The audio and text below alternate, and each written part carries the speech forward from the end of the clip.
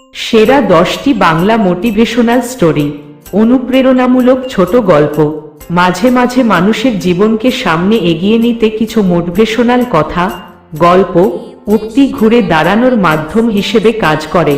মানুষ এসব শিক্ষণীয় গল্প থেকে নিজেদের চলার পথে আলোর দেখা পায়। আজকে আগামীর বাংলার এই আর্টিকেলটি এমনই কিছু শিক্ষণীয় ছোট গল্পের সমাহার, যা আপনার জীবনে চলার পথে অনুপ্রেরণা জাগাবে। এক ব্যাঙের দল। একবার একদল ব্যাঙ বনের মধ্যে দিয়ে যাচ্ছিল। এমন সময় এই ব্যাঙের দল থেকে দুইটি ব্যাঙ গভীর গর্তে পড়ে গেল। গর্তটি এতটা গভীর ছিল যে সেটি থেকে উঠে আসা খুবই কঠিন। তবুও ব্যাঙ দুইটি তাদের সাধ্যমতো চেষ্টা করে যাচ্ছিল। দলের অন্য ব্যাঙগুলো বলাবলি করছিল যে এদের এই গর্ত থেকে বের হয়ে আসার কোন আশা নেই। কিন্তু আদম্য ব্যাঙ দুইটি চেষ্টা করতেই থাকলো। তারা প্রাণপণে লাফিয়ে লাফিয়ে খাদটির ঢালু জায়গা পার করে শেষের দিকের খাড়া অংশের কাছে এসে আবার উল্টো নিচের দিকে পড়ে যাচ্ছিল।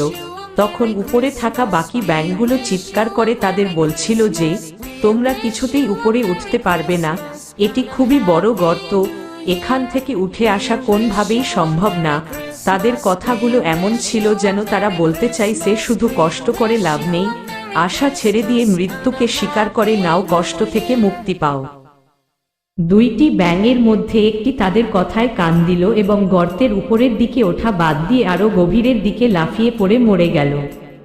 কিন্তু দ্বিতীয় ব্যাঙটি আরো উদ্যম নিয়ে লাফাতে লাগলো, আর উপরে থাকা ব্যাঙেরা আরো জোরে চিৎকার করে বলতে লাগলো, এই বৃথা কষ্ট করো না, মৃত্যুকে সহজ করো। কিন্তু ব্যাঙটি অবশেষে উপরে উঠে এলো। উপরে ওঠার পর ব্যাঙটি যা বলল তাতে দলের সবাই অবাক হয়ে তাকিয়ে রইল। ব্যাঙটি বলল, উপরে থেকে তোমাদের চিৎকার করে করে আমাকে উৎসাহ দেওয়ার কারণেই আমি মনোবল পেয়ে উপরে উঠে আসলাম।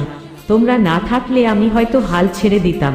আমি কানে শুনতে পাই না, শুধু চোখে দেখেছি তোমরা গলা ফাটিয়ে আমাকে উপরে উঠে আসতে বলছো। গল্পের শিক্ষা, আশেপাশের মানুষের একটু উৎসাহ মানুষকে কঠিন বিপদের সামনে এগিয়ে যেতে সহায়তা করে এবং নেতিবাচক কথায় কান না দিয়ে নিজ লক্ষ্যে অবিচল থাকলে সফলতা আসে। দুই প্রজাপতির গল্প। একবার একজন মহানুভব ব্যক্তি তার বাগানে একটি প্রজাপতির গুটি, ডিম দেখতে পেলেন। তিনি দেখতে পেলেন প্রজাপতিটি নিজের গুটি থেকে বের হওয়ার জন্য অনেক চেষ্টা করছে, কিন্তু বের হতে পারছে না।